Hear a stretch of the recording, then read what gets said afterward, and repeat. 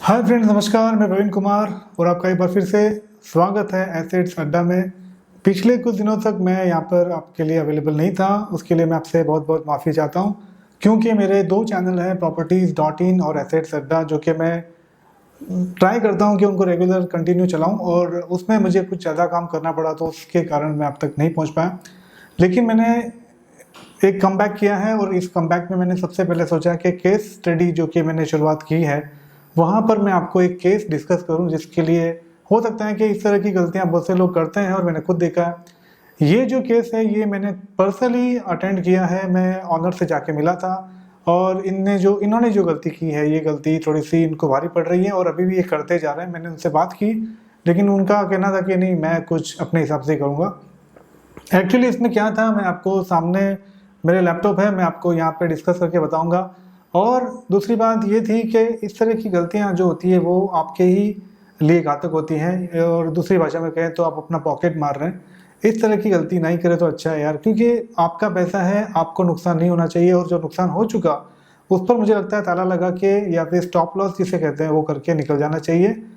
मतलब मट्टी डाल दो यार, जो हो चुका वो हो गया, और अब आगे नहीं होना चाहिए। मेरे कहने का मतलब ये है, आप कहीं से भी काम कर रहे हैं, किसी से भी मिलें, जो भी करना है करें, लेकिन एटलीस्ट आपका जो नेगेटिव कैश फ्लो होता है उसको स्टॉप करने की कोशिश करें। और वो अगर चलता रहा तो मुझे नहीं लगता कि आपका, जैसे कहते हैं हमारे हिंदुस्तान में, ऊपर वाला पन्ना आएगा।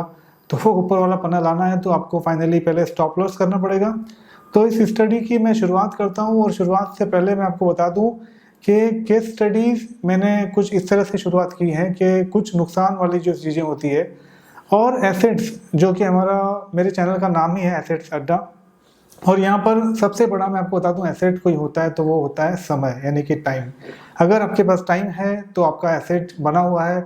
अगर आपके पास वक्त नहीं होगा तो आपका एसेट बन के भी आपके काम में नहीं आएगा। तो सबसे बड़ा एसेट क्या हुआ? टाइम। तो करते हैं शुरुआत। टाइम नहीं लेता हूँ मैं ज़्यादा आपका। टाइम से मुझे याद आया कि मुझे आपको आगे भी बढ़ाना है, तो शुरुआत करते हैं और देखते हैं कि इनका कहाँ पर लॉस हुआ है और किस तरह से हुआ है।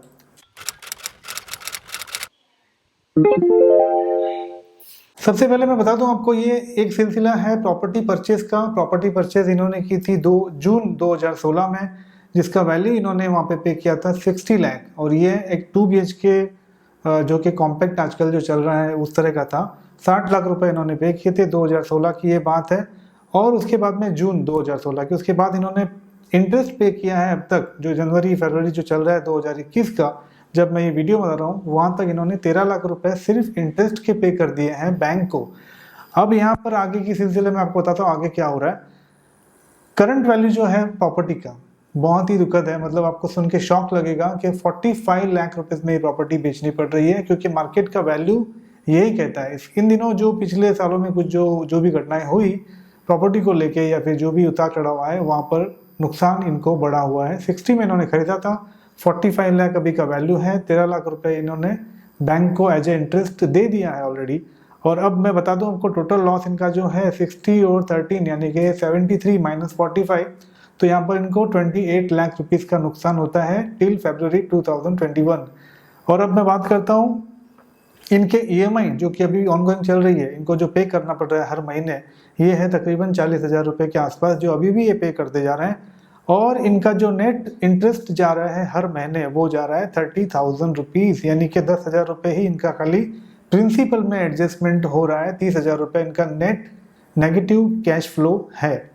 अब मैं बात करता हूँ नेक्स्ट, तो एनुअल नेगेटिव कैश फ्लो जो है इनका, वो जा रहा है तकरीबन 3,60,000 रुपये के आसपास। ये पॉइंट आप याद रखिएगा, 3,60,000 रुपये इनका एनुअली जा रहा है। मैंने इनसे मुलाकात की थी, आगे क्या हुआ मैं बताता हूँ।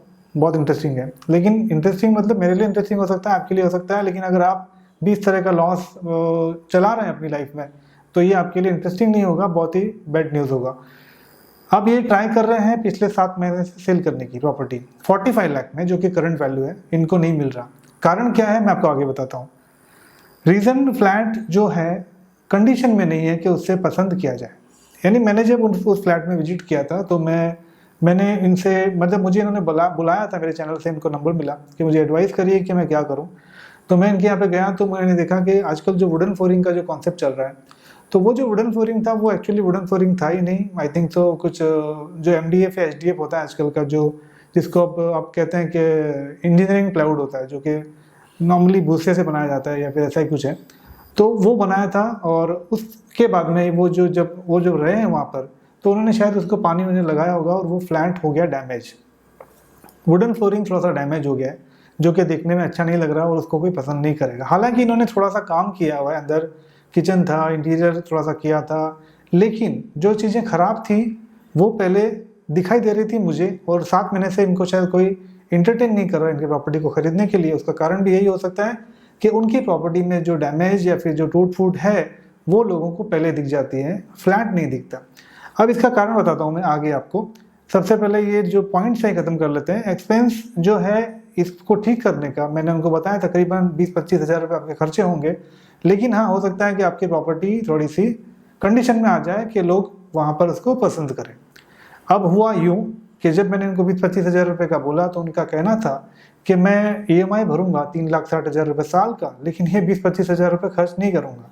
बहुत ही मतलब अजीब था ये स्टेटमेंट उनका, मुझे तो अजीब लगा, क्योंकि जो आदमी 30 हज़ार रुपये बैंक को दे रहा है हर महीने, उसको वहाँ से निकलना है बेच के, और उसको नेगेटिव कैश फ्लो जो है उसको स्टॉप लॉस में बदलना है, तो फाइनली उनको कुछ तो खर्चा करना चाहिए। आप भी होंगे शायद उनकी जगह पे, या मैं रहूँ तो ये खर्चा हम राजी खुशी कर लेंगे, क्योंकि प्रॉपर्टी बेचनी है भाई। अगर नहीं बिकी तो जो 30 हज़ार रुपये का जो नेगेटिव कैश फ्लो है वो चलते जाएगा, और ऑलरेडी वो 28 लाख के आसपास लॉस में चल रहे हैं 2016 जून से लेके 2021 ये फरवरी चल रहा है यहाँ तक। तो सारी बातें होने के बाद में फाइनल जो कंक्लूजन था ये निकला कि उनको EMI पे करना है, लेकिन जो डैमेज फ्लैट में है जिसकी वजह से पिछले 7 महीने से उनका फ्लैट प्रॉपर्टी जो है वो सेल नहीं हो पा रही। उन्होंने आई थिंक 2-3 ब्रोकर्स भी चेंज कर लिए, अलग अलग लोगों को चाबियाँ दे के देखी, लेकिन वो कुछ काम हुआ नहीं। अब ब्रोकर्स आई थिंक क्या करेंगे जब तक उनका प्रॉपर्टी वो ठीक नहीं कर लेते। शायद उन्होंने भी उनको ये एडवाइस की होगी, उनको भी अपना एक्सपीरियंस होता है, लेकिन उन्होंने नहीं किया। अब सवाल ये है यार कि इसमें मैं ये सोचता हूँ कि आपने प्रॉपर्टी खरीदी 60 लाख में, आपने 13 लाख रुपए बैंक को 4 सालों में इंटरेस्ट पे कर दिया है, और इवन अभी भी आप 30 हज़ार रुपये हर महीने बैंक को पे कर रहे हैं, और आज की तारीख में आपको बताएं कि प्रॉपर्टी का रेट जो प्राइसेस है वो ड्रॉप हुआ है, बिकॉज बहुत सारी प्रॉपर्टीज उस लोकेशन में है जहाँ पर भी ये है, मैं इसका नाम नहीं लेना चाहता, लेकिन एंड यूज़र के लिए ठीक है, एंड यूज़र ने अपनी प्रॉपर्टी अच्छे से खरीद ली और उनको रहना है, तो क्या है, कोई फ़र्क नहीं पड़ता कि प्रॉपर्टी महंगी थी या सस्ती ली है उन्होंने।